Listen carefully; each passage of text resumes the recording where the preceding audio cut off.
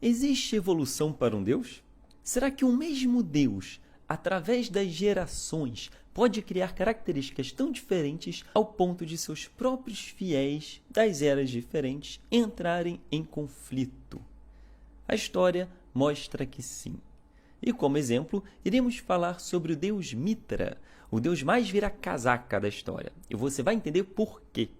Os registros mais antigos de Mitra nos levam até a Índia Antiga, no segundo milênio antes de Cristo, por volta de 1500. Mitra é encontrado em hinos védicos. Os Vedas são as mais antigas escrituras sagradas do hinduísmo. Seria o nosso Antigo Testamento, digamos assim. Mitra é descrito como um deus da luz. Não se tem imagens dele dessa época, apenas textos. Naquele momento, o hinduísmo era a religião que mais exercia influência nas religiões locais, como a Pérsia, atual Irã. Dentre os vários deuses que existiam no hinduísmo, Mitra começou a aparecer mais e mais e ter um maior destaque nas culturas locais dessas regiões, e até a assumir novas funções. Em um antigo documento encontrado do Império Hitita, povo que habitava a atual Turquia, por volta de 1400 a.C., Mitra foi representado como um deus dos contratos. Exatamente. Quando você fechava contrato com alguém, era importante o deus Mitra ser citado neste contrato, pois isso passava lealdade e respeito para cada um cumprir a sua parte. Então, por volta de 500 a.C., ou seja, uns 1000 anos depois, surge uma nova religião na Pérsia, uma religião estranha, que pela primeira vez no mundo defendia a ideia de um único Deus, profetizada por um profeta, que recebeu a mensagem divina de um anjo. Iria ocorrer a vinda de um Messias para nos salvar de nossos pecados, a vida eterna no paraíso, a redenção, a luta do bem contra o mal e o fogo eterno do inferno para as almas malignas. Bem, já é óbvio de qual religião eu estou falando. Do zoroastrismo. O quê? Não era essa que você achava? Bem, o profeta criador do zoroastrismo era Zaratustra, que trouxe esse novo conceito de um único Deus criador que só fazia o bem, chamado Ahuda Mazda. Porém, Mazda possuía divindades que o ajudavam. O zoroastrismo era monoteísta, pela primeira vez uma religião defendendo apenas a existência de um Deus. Da mesma maneira que o catolicismo tem santos, né? Eles não são deuses, são santos, porém eles exercem um papel no nosso planeta, assim como os orixás também da Umbanda e do Candomblé também não são deuses, é um outro tipo de divindade. E algumas dessas divindades eram do hinduísmo, como o Mitra. Essa foi uma ótima estratégia para essa religião ter uma aceitação positiva do povo. Você não estava completamente errado por cultuar Mitra, mas existia um Deus criador único acima de tudo que criou ele. Entende? E Mitra subiu de escalão. Com essa roupa zoroástrica, ele era, depois de Deus, a divindade mais importante e mais cultuada. Representava o bem e era quem julgava as almas que morriam. O zoroastrismo começou a se espalhar rapidamente pela Pérsia. E não demorou muito para o imperador Ciro, o Grande, nomear o zoroastrismo como a religião oficial da Pérsia. Nessa época, Ciro invade e conquista a Mesopotâmia, em um momento em que os babilônios escravizavam um povo muito conhecido por nós, que era o povo hebreu. Por isso que há muita polêmica com relação ao quanto o zoroastrismo pode ter influenciado o judaísmo. É polêmico isso, mas existe essa hipótese de um povo ter influenciado muito a religião do outro. Bem, continuando, em 330 a.C., Alexandre o Grande invade a Pérsia. Alexandre não sabe brincar, ele chegou bicando a porta, criou um império absurdo, nunca houve um império tão grande quanto o Império de Alexandre naquela época. Ele saiu conquistando vários territórios que envolviam o Mediterrâneo, o Oriente Médio, chegou até a Ásia e foi embora. O Alexandre não era um imperador que exterminava a cultura e a religião local. Ele permitia que o povo continuasse com as suas tradições, desde que reconhecesse ele como imperador. Mesmo assim, com a entrada do helenismo nessas regiões, helenismo é a mesma coisa que hoje chamamos de mitologia grega. Se você acredita no panteão dos deuses, você é um helênico, beleza? Nessa época, o culto a Mitra continuava forte em algumas regiões, como na Armênia e em Comagena, nessa região que hoje chamaríamos de Turquia.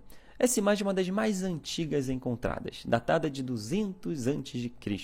Foi encontrada em Bostan, não sei se é assim que se fala, mas é assim que se escreve, o deus Mitra aparece pela primeira vez, santificando a coroação do imperador Ardashir, do Império Sassanida. Não quero entrar nesse império agora, mas você pode ver que nessa época o Mitra ele era representado com raios solares emanando de sua cabeça. Ele também possuía vestes persas e barba, né, que no Oriente todo deus e pessoa de respeito tinha barba. E olha que curioso, se a gente for cada vez mais perto para o Ocidente, como por exemplo em Comagena, onde eu disse que o culto a ele continuou muito forte, 100 anos depois, mais ou menos 100 anos antes de Cristo, em uma região com uma forte influência do helenismo grego, Mitra aparece já sem barba, né? Ou seja, quanto mais perto do Ocidente, menos barba o deus vai tendo. Suas roupas já com aspecto mais grego e um escrito na parte de trás desse monumento dizendo Mitra Hélios.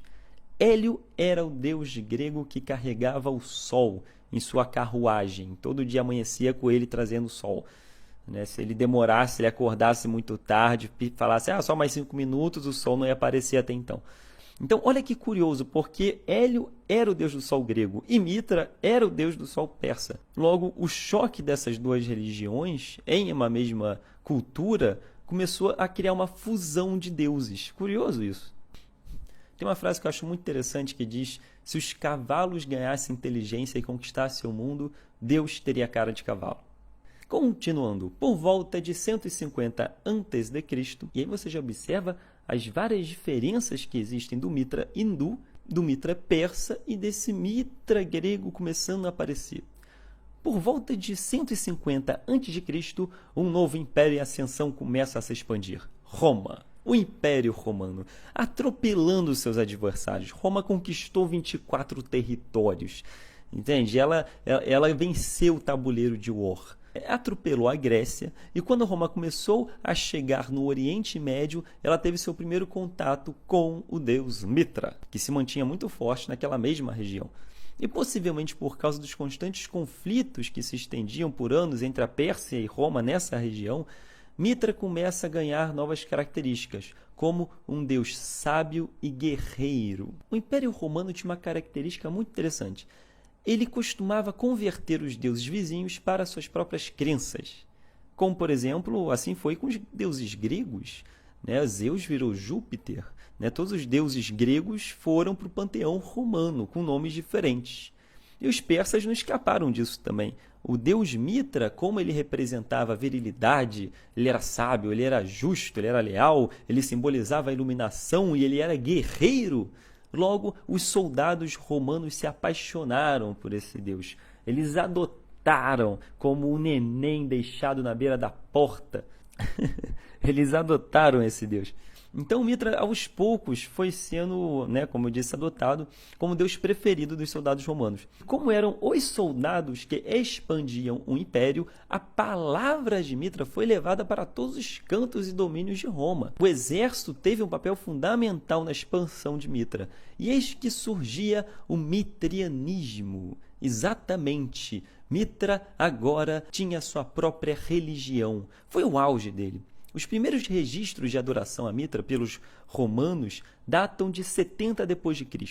Ele agora é representado como um guerreiro lutando com um touro e matando esse touro em sacrifício. Rituais de iniciação começam a surgir por todos os lados aonde os soldados vão. Onde o touro seria sacrificado e você ficando embaixo é banhado pelo seu sangue. Olha que coisa linda deve ser isso, hein? Uma complexa hierarquia de sacerdotes e etapas de conhecimento surgem. Objetos e templos de adoração de Mitra são encontrados por todas as partes, desde a Armênia até a Bretanha.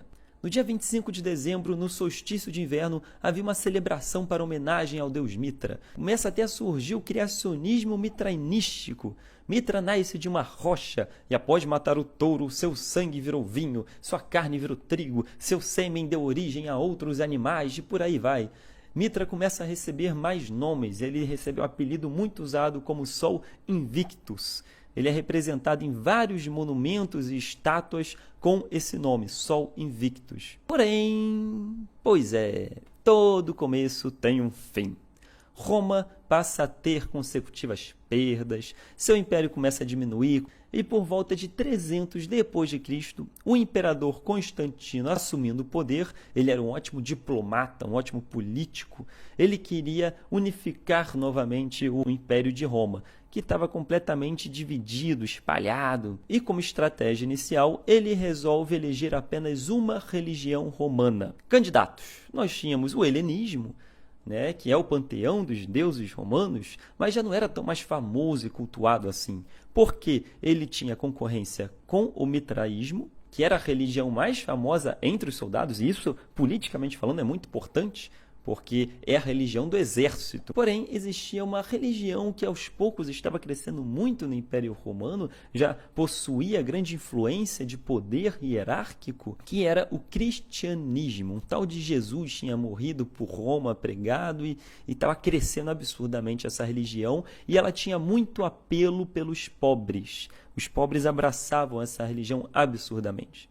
Logo, Constantino, sabiamente, resolveu eleger o cristianismo como religião oficial do Império Romano. Foi uma facada nas costas de Mitra. No festival do solstício de inverno, que Mitra era sempre celebrado, ele foi trocado por Jesus, data conhecida hoje como Natal. Sua adoração foi proibida, não se podia mais cultuá-lo. Em 390 d.C., ele foi praticamente extinto, ninguém mais acreditava nele, chegando assim ao seu fim, a sua morte, ou seja, virando mitologia. É uma pena, mas tudo que tem um começo, um dia terá um fim. Esse foi um Deus que durou mais de 2000 anos, se a gente parar para pensar.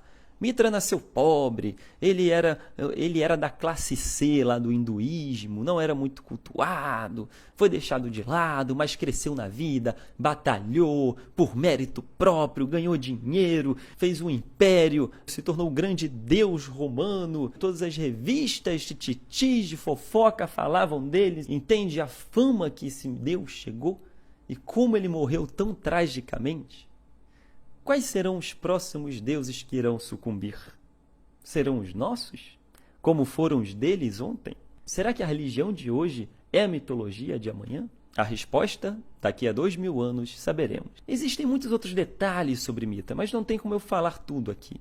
Eu tentei resumir ao máximo a história dele para vocês. E com isso eu quis mostrar como é curiosa essa evolução de um Deus, através das gerações, como o homem vai construindo e moldando e modificando suas verdades, seus ensinamentos. Acompanhamos aqui a vida de Mitra, desde seu nascimento até a sua morte.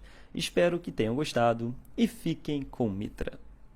Fala pessoal, eu sou o Carlos Ruas e esse foi mais um Quer Que Desenho. Espero que vocês tenham gostado, curta o vídeo e compartilhe a palavra.